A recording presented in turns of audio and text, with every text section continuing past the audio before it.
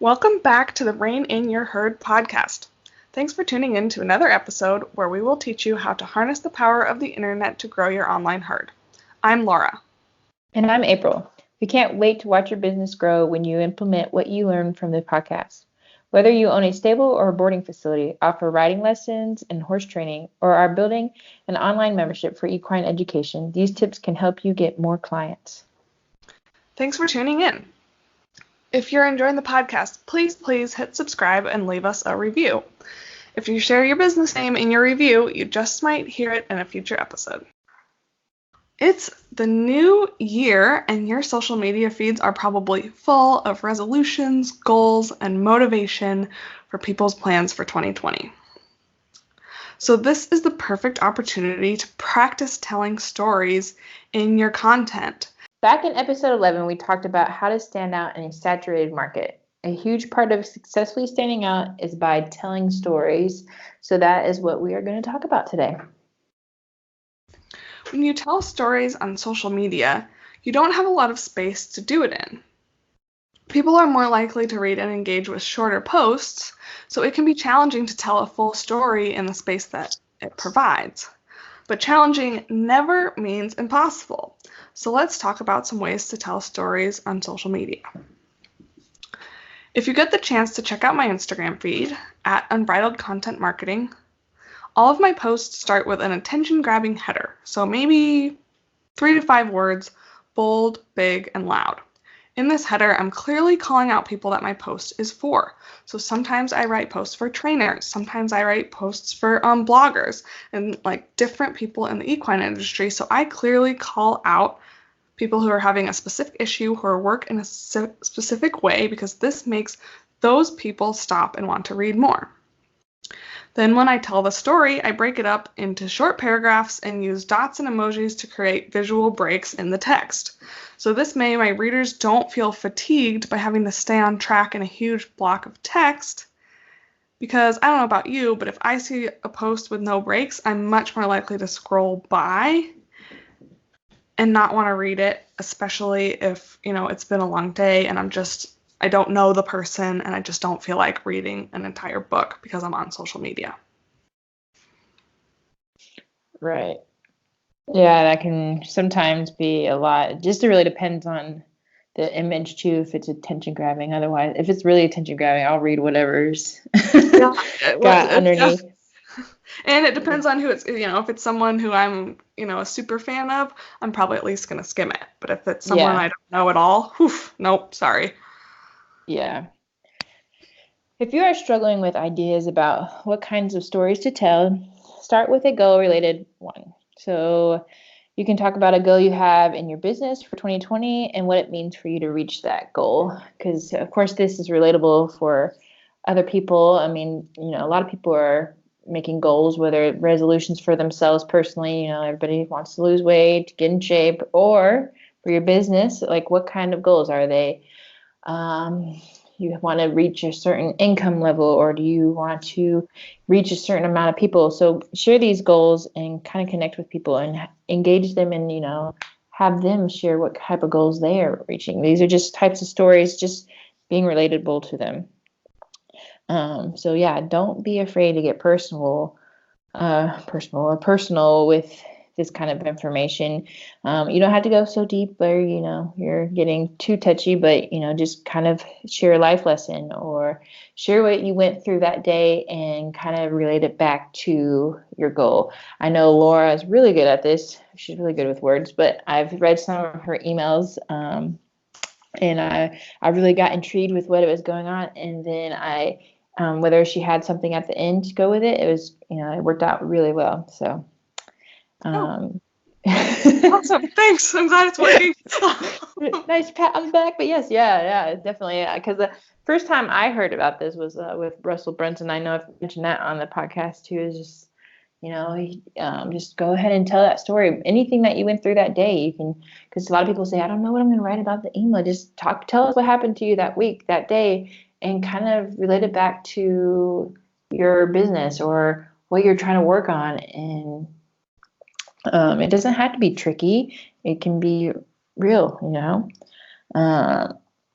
So yeah, the one that did really well for me was Laura's for sure. But for my clients, if my client, she does retreats, and she helps kind of like life coaching, and she'll tell personal stories.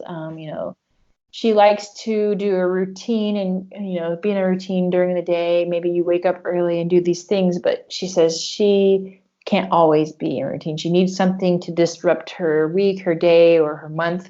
So she took her own advice, and she went out and went on a trail ride, or not a trail ride, but she went hiking. It's a human trail ride. She went. I don't like those as much. Right. Yeah. She went on a hike, and she went to this discovered this whole new place. And then she drew it back and related it into how she could do it with life coaching, and how it's good to connect and be with yourself and know what you really want in life. You know what type of person you are, that you may like routines, but every now and again you need to be spontaneous, or maybe you want to be spontaneous all the time. So create a life around that. So it worked really well for her. She got to make the blog post out of it, and then she got to do email marketing with it too. That's awesome. So it's perfect that April mentioned some of the more personal stories that I share in my emailing, because my more personal stories and my stories about MJ are always the one that gets the most attention. I do a lot of providing value, and I do a lot of educating and that kind of stuff, and the personal ones get more engagement. And does that mean that people don't enjoy the business content that I post and the educational content that I post? It's important to realize that no. Like, a common complaint that everyone has is, everybody loves the picture of the pretty pony, but nobody wants to talk about, this specific training thing that I'm working on. It doesn't mean that people don't enjoy learning about the specific training thing you're working on. It just means that they have more to add to the conversation about horses than about the business. I read people's posts and move on without engaging all the time. And it doesn't mean that I didn't found value in that post. It meant maybe it was a little bit above my head, or maybe I just, I completely agreed, but I didn't see the value of giving a thumbs up in a comment. And so it's important to realize that your personal stories are going to get the most attention, but your personal stories are what makes people relate to you and want to learn more from you and want to come back and read that business content and read that educational stuff. So it's really, really important to have both and to not get frustrated when you see the personal stuff getting more. Right. So speaking of stories, it's time to share our pony update. So we figured we would, yay! I know we'll have to have our own music going into this one, this segment that we do or something. We'll have to we should do an intro. Yeah. And some like mad neighing or something. Yeah. So since it's our first episode of 2020, we figured we would share our own horse goals for 2020. So my goals for MJ are to get her really solid on trail, because we adopted her so that Quinn could have a horse. Quinn is my husband, for those of you who don't know.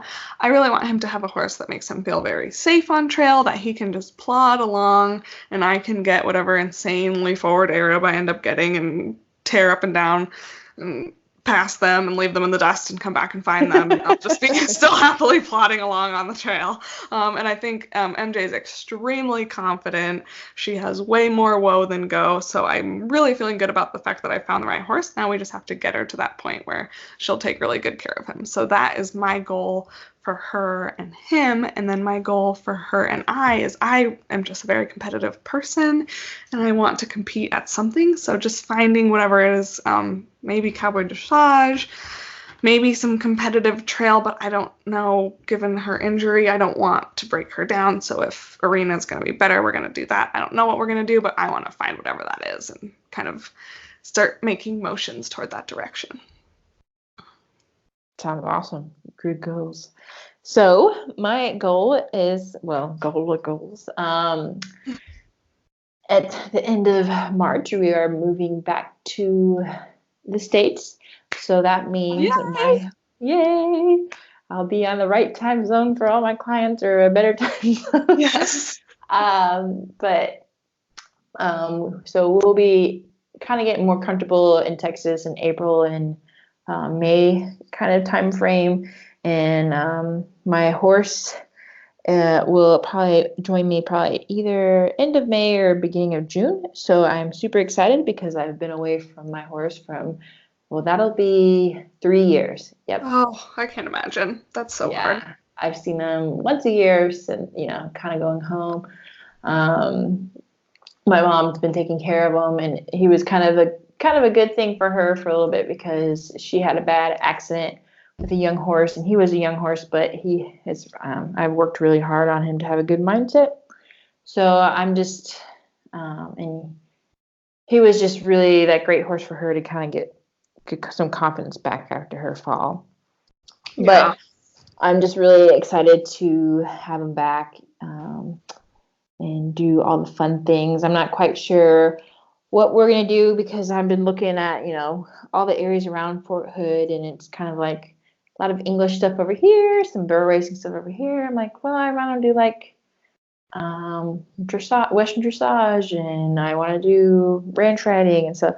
So a lot of things that I'm really into is kind of like an hour and a half away from the base, which isn't awful because that's not that bad, but it's still just a little more trek and finding where to board them and stuff. There's not a lot of options right around base, which is kind of weird to me. But I'm sure we'll figure it out. I'm just super excited to have him back in my life, and there are options to have him on base, but it's at that point, it's like if you have him on base and you have to take care of all the like feed and the shit, like you have to buy all of that, the bedding, and you have to make sure you're the one like it's self-care, complete self-care. Yeah. So then it's like by the time I'm doing self-care, like am I gonna have time to ride him? Right. And now that I have the little one, it kind of gets a little more trickier. So I'm like, I'd rather somebody else take care of all that. So when I want to go to the barn, I can focus on him. Yeah, I just wrote a blog post for a client about if self-care boarding is right for you, and I would say self-care boarding might not be right for you given your life circumstances. Yeah, exactly. Yeah. But it's a lot. So what does the process look like of getting him? Do you have to go out and get him, or will you have him shipped? So right now, my friend is because my mom hasn't ridden him as much and stuff lately, so he's kind of gotten a little bad on his ground manners and stuff. And I want to have him kind of more in shape when I get him. So my friend in Washington is actually gonna pick him up for me at the beginning of November and go bring him back to Washington and have him for 6 to 8 months. And I'm thinking of, because she lives on the ocean and ocean shores, so I'm thinking of go up there like end of May, beginning of June, and go ride on the beach with him, and then her and I can do like a road trip back to Texas and stuff. So that's the ideal plan right now. So that's so fun. You have to come to Sacramento. Yes, there you go. Yeah. Go on a trail ride together. That'd be so fun. Yeah, totally. Yeah. So, but yeah, that's the plan right now. Because she's trying to grow her own business, so we're kind of swap some work, so it works out really well. So I'm excited. That's awesome. Yeah. All right. So it's time to get back to talking about the nuts and bolts of storytelling. So you can tell stories with a million different goals. So they can inspire your audience to take an action, they can make them reflect on their own lives and their own situations, or it can just be simply making them laugh and entertaining them. So if your horse bites you in the butt while you're picking its feet, that's a funny story that you should absolutely share. If you fall off a client horse while training it because you made a mistake, you can talk about what happened and why and what you learned from that experience. If you have a new client that experiences a major breakthrough, congratulations, that is so huge, and you want to make sure that you share that story with your audience. So how can you tell a story and not directly talk about the horses?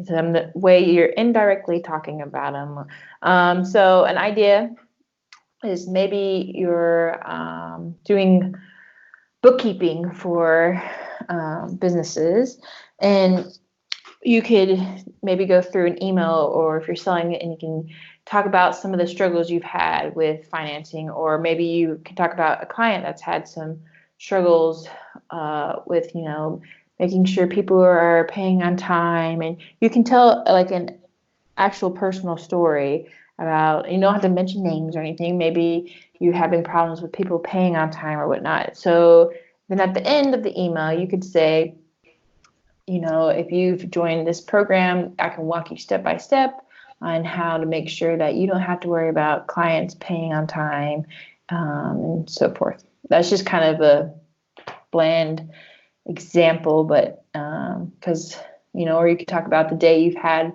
with your horse. And then if you're trying to sell like a coaching program, you could relate it all back to that in a way. It's kind of hard to give an exact example. No, I'm trying to. Great. Yeah. Just by telling stories and talking about what's going on without having a direct call to action is a great way to tell stories without just selling all the time. Yeah. Right. Yeah. No. So lots of people tell me that they're terrible writers, so they can't create good content. And if you really, really, really feel that way, you should just hire me so I can create your content. If in reality you're just scared of putting stuff out there that's less than perfect, you're scared of the feedback you might create, it's not really that you're a terrible writer, it's just that you have that analysis paralysis where you want to be perfect and you're scared you won't be. I challenge you to look at some feeds with big names in your industry. So from social media management aspect, I love using Jenna Kutcher as an example. She's a huge name in the social media world, but she's not a perfect writer. She doesn't have perfect grammar. She just unapologetically writes in her own voice. And she's been doing that for 10 years, and now she's created a $6 million brand. You will see a ton of imperfections in everyone's feed, and it's something you just have to get started with. You have to be not scared to unapologetically be yourself and show up as imperfect. Don't be afraid of writing imperfectly. Just write how you talk, and the right people will love you. So be vulnerable, talk about those late nights with a sick horse or the struggles of early morning horse hauling, anything that can be relatable to your clients. Just never forget to inspire and entertain, because that's how you can tell someone really, really awesome stories for your business that people will love and want to come back and read more and learn more from you. Thanks for listening to another episode. If you're ready for some extra help with the online part of your business, you can work with us. I'm April, and I own Make It Rein, where I help equine businesses gain exposure online through creating content, social media management, SEO, email marketing, video editing, and more. Let me work in your business while you can focus on your business. So don't get bogged down with trying to do all the things. Check me out on my website, makeitrain.com. I'm Laura Langfit with Unbridled Content Marketing. I can help you with all your writing needs. From your website to your social media posts, I love to write, and if I were to take a wild guess, I'd imagine that you don't. Check out my Facebook group. It's called Must Love Horses, Small Business, Social Media, and Content Tips. You can get to know me more there. Don't forget to go out there and rein in your herd.